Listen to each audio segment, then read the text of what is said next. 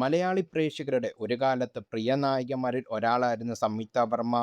1999 സത്യൻ അന്തിക്കാട് സംവിധാനം ചെയ്ത് പുറത്തിറങ്ങിയ വീണ്ടും ചില വീട്ടുകാര്യങ്ങൾ എന്ന സിനിമയിൽ നായികയായാണ് സംയുക്ത അരങ്ങേറ്റം കുറിച്ചത്.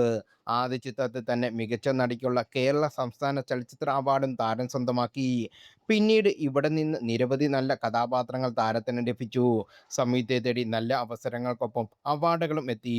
ഇതിനിടയിൽ 2002-ൽ നടൻ ബിജു മേനോനുമായുള്ള നടിയുടെ വിവാഹം കഴിഞ്ഞു. ഇതിനുശേഷം അഭിനയ ജീവിതത്തിൽ നിന്ന് താരം ഇടവേള എടുക്കുകയായിരുന്നു.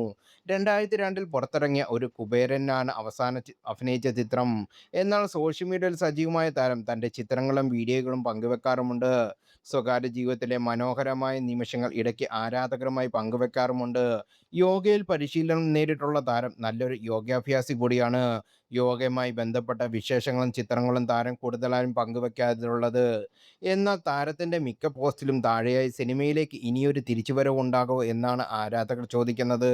ഇപ്പോഴിതാ സിനിമയിലേക്കുള്ള തിരിച്ചുവരവിനെപ്പറ്റി നടി പറഞ്ഞ വാക്കുകളാണ് സോഷ്യൽ മീഡിയയിൽ ശ്രദ്ധേയമാകുന്നത്. കഥ പറയാൻ വന്നോട്ടെ എന്ന് പലരും ചോദിക്കാറുണ്ടെന്നും എന്നാൽ തനിക്ക് യോഗയാണ് പഠിക്കാൻ താല്പര്യമെന്നും നടി പറയുന്നു. പഴയതുപോലല്ല ഇന്നത്തെ കാലത്തെ കഥയെന്തെന്ന് ഭർത്താവ് വിജുമേനോൻ തന്നോട് പറയാറുണ്ടെന്നും ഒരിക്കൽ കഥ കേട്ട് തയ്യാറാണെന്നും സംയുക്ത പറഞ്ഞു.